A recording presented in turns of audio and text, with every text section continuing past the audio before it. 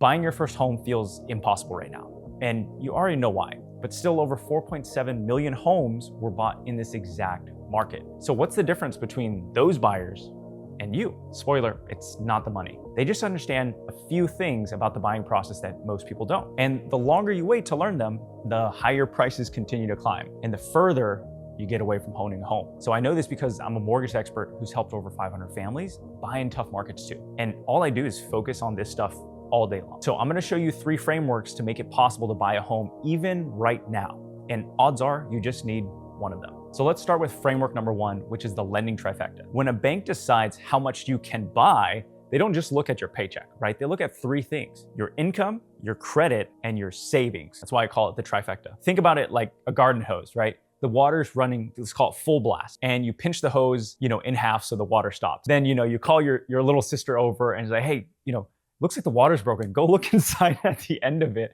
She leans in, stares right at it, and then you let go, blast her right in the face. Now, you're probably wondering, that's oddly specific because yes, I've done this to my little sister too. Sorry, sis, if you're watching this. And I know when you were younger, you definitely did this too. But that's the whole lesson, right?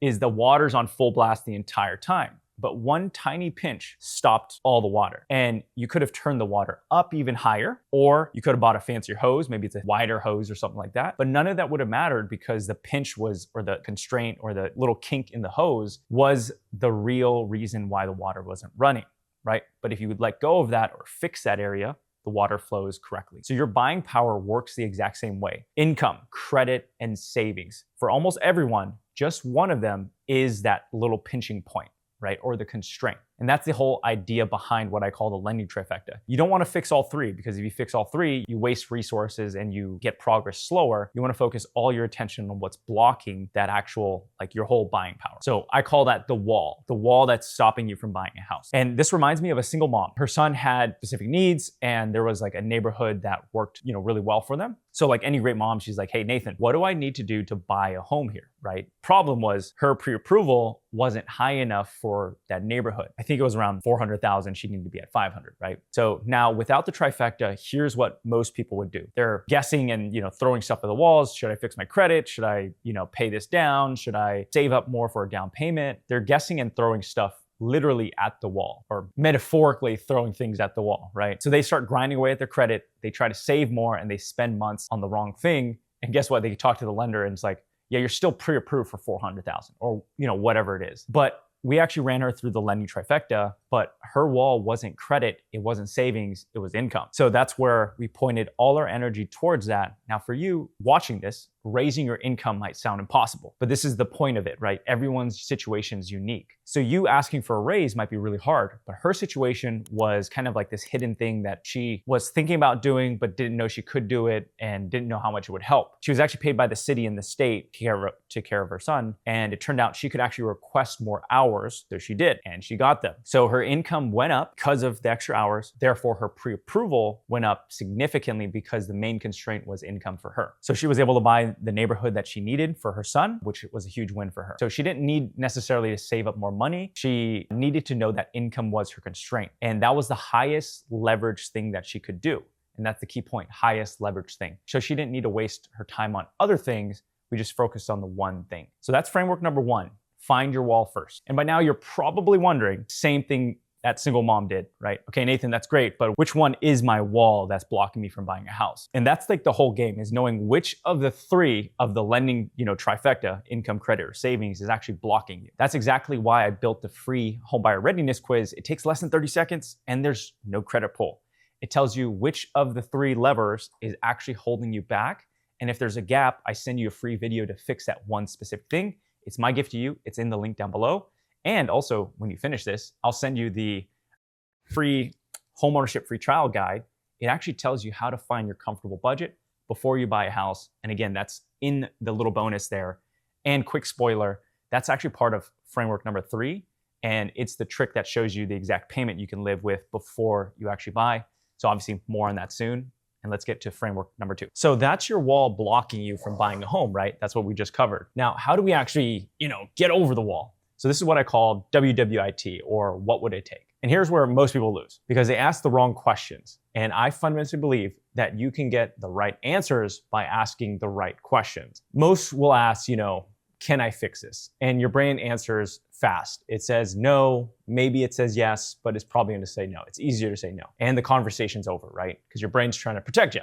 So instead, I want you to ask a different question. 4 words. What would it take? WWIT. Watch what happens when you switch, can I afford this? Which is a yes or no. It shuts your brain down. To what would it take to afford this? Or what would it take to lower my monthly payment? It opens your brain up. Now it starts hunting for answers instead of excuses. So let me show you this in action. So I had a client whose constraint was credit. Her score was stuck. And when you dig into the credit score, it usually comes down to 2 things. So one is on-time payments and how much of a balance do you have on your credit cards, right? So she had a couple late payments and those are hard to erase. So I wouldn't want to tackle that, right? Using the lending trifecta, but her card balances were high. Now, here's the thing. She didn't run those cards up on purpose, like nobody does, right? She needed them. So it's not like she could, snap her finger and just say, hey, just debt disappear and pay them off magically, right? So I asked her WWIT, what would it take to pay off your credit cards? And then one more question is, do you usually get a tax refund? So she said, yeah, about $7,000 every year. And I was like, wow. One, that is actually a really big refund. You should probably, look into that because the government, the IRS is holding your money all year for free at a 0% interest while you're racking up this, minus 20% interest, right? So she ended up adjusting her withholding. So, the cash shows up in her paycheck a little bit more. So that way she can actually pay off more debt throughout the year. Number 2 is we took that refund and paid down her cards that were close to being maxed out. So the way it worked out is all her credit cards were paid below 30% of the limit, which is the key word, is you want all the cards to be below 30% or even 50% if you can get it below that, right? Obviously, the lower the better. But what you don't want to do is, let's say you have 5 cards, 4 of them, can't even count, 4 of them are at 70% usage, right? And then you have this 5th one that has the highest balance, but you're like, okay, I'm going to pay this all down to 0 and use all my money here. Thing is, your score is not going to jump up that much because you have 4 other cards that are above 70%, 50%, 30%, 10%, whatever, right? So you want to get all the cards below that. Going back to her situation. So her score went from 660 to 700. Now, just with one answer to one WWIT question, which is awesome because it's a free thing to do. Now, there's tons of others, strategies that you can do. I don't want to go down a rabbit hole. So let's just rattle off a few so that way that there's things out there.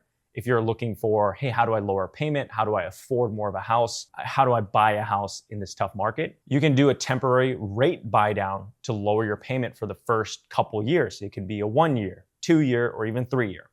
You can have the seller pay for your mortgage insurance. Did you know that? Some loans will allow the sellers to pay. If you get seller credits, you can pay for your mortgage insurance up front.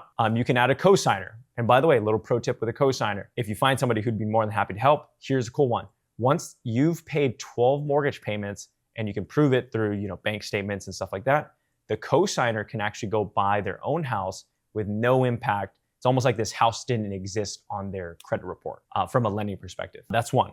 You can use a down payment assistance or grant, right? So you'd assume you may have never qualified for, but sometimes if you find a mortgage person, they're connected with different lenders, they can connect you with that. Or maybe there's like a relative who has, gift funds and they're like, hey, I didn't know you want to buy a house, so here's a gift for a down payment. So there's a bunch more, but those are just a few common ones that I see, but none of them matter until you ask the question first. What would it take? And here's the biggest part about WWIT. Best case, you ask the question and you unlock and you jump over the wall that's stopping you from buying a house. You find out money from thin air that you didn't know it existed, and then you buy the house of your dreams. Worst case, you ask this question, you brainstorm some ideas, and you're right back where you started, right? Same spot, in right now, nothing lost. So it's a completely free exercise. The only way to lose is really never to ask. All right, so we're 2 frameworks deep now, and you're clearly serious about actually making this happen. So that's actually why I developed the free homebuyer readiness quiz. You'll see a QR code pop up right over here somewhere. And it will tell you which of the lending trifecta constraints that you have. And I'll send you a custom video just for that specific constraint. It's all completely free. There's no credit pull at all. And I know I've had other people who are like, wow, I can't believe you made this free. It's been super helpful. So check it out in the link down below. It's my free gift to you. All right, so let's go to the last one. And this one is one you can actually do at home tonight. So framework number 3 is engineer the payment. So you found your constraint and you figured out what would it take to jump over the wall. Now there's one question left. So go big or go home, right? No, I'm just kidding. When you're buying a house, going big or going home is not a good thing. So like I said, don't do that. That's exactly how you end up in a sticky situation and you become house poor, all that, not fun stuff. Okay, so the real question is, how much of a payment should you have, right? That you can actually genuinely live with. So let me tell you where this clicked for me. It has to do with ice cream. Promise, stay with me here. I'll make it make sense. So a few years back, I think it was like in 2022, which is crazy to think that was like 3-4 years ago. My wife and I are at Salt and Straw, if you guys don't know, awesome ice cream store in Southern California. I think they have other locations besides California, but we're trying to eat less, trying to get slim for the summer, whatever you guys want to call it. So I like the ooey gooey brownie, best thing on the planet, in my opinion. But my wife wanted a different flavor. So, we're there standing and debating, 1 scoop means one person doesn't get what they want. 2 scoops means that's going to be too much calories, right? And the lady behind the counter goes, the ice cream barista, I don't know what you call them. She's like, you can do a split scoop. Did you know that? 2 different flavors, 1 scoop size. And we just looked at each other like, what? That's a life hack. We can have both. We don't have to choose. What? And that's the whole idea. The question isn't what's the most house I can get approved for. The question is, how do I get the house that I actually want at a payment I'm comfortable with? And that's engineering the payment. You run it backwards. You start with the comfortable payment first, and then you reverse engineer into the purchase price that matches that. Then you ask, what levers do you need to pull to make that price work, right? Is it a bigger down payment? Is it maybe asking WWIT, what would it take using that framework to bring the payment down even more? Right? Using temporary buy downs, co-signers, paying off debt, all that stuff, right? So you work back from the number that you can live with comfortable wise instead of forward with the price tag, right? It's basically, how do I get 2 ice cream flavors without the extra calories? But to run it backwards, you need to know your real comfortable payments. And here's the truth. Most people have no idea what the number actually is. I hop on these guidance calls, which by the way, you can schedule into if you wanted me to, walk you through it.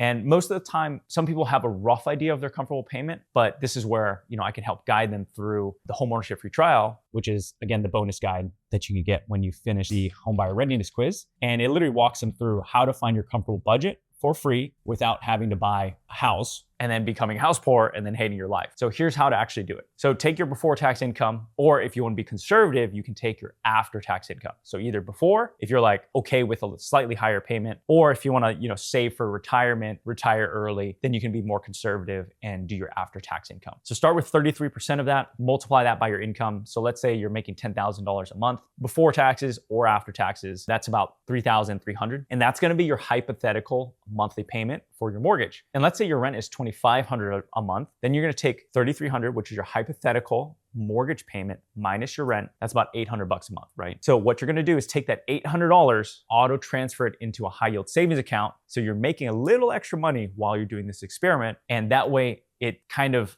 out of sight, out of mind. You do not want to do this experiment in your checking account because it's going to feel like you have extra money. You want it out of sight, out of mind. So therefore, that's why I recommend you open up a separate account, right? So you have that. Then you see at the end of the month if you had enough to pay the bills. If you didn't, great news is you can take that $800 or whatever you transferred to your high yield savings account, move it back to your main account, and then pay the bills. So it's kind of like a fail safe. If you didn't have enough money, you can always transfer it back. And the good news is if it's not, and you're not comfortable, you did not have enough, then you had to transfer some money back, right? You can lower your hypothetical monthly payment by $500 next month. In either case, you get information and data of what actually your monthly payment is. So now you just learned all that for free, and literally you can do it tonight, set it up. If you rather have a more detailed breakdown with all the math built in, the homeownership free trial guide, like I mentioned earlier, comes as a bonus when you complete the quiz, and the links are down below. All right, so as always, I try to make the best videos in the mortgage education space. If you liked it, please like, subscribe, and comment maybe what you want to watch next. And if you learned anything new from it by watching these videos, by commenting, you might actually help someone else out there. Also, YouTube is recommending this video right over here. Give it a click. YouTube is very smart, by the way. It knows what you want to watch. So give it a click, and I'll see you there.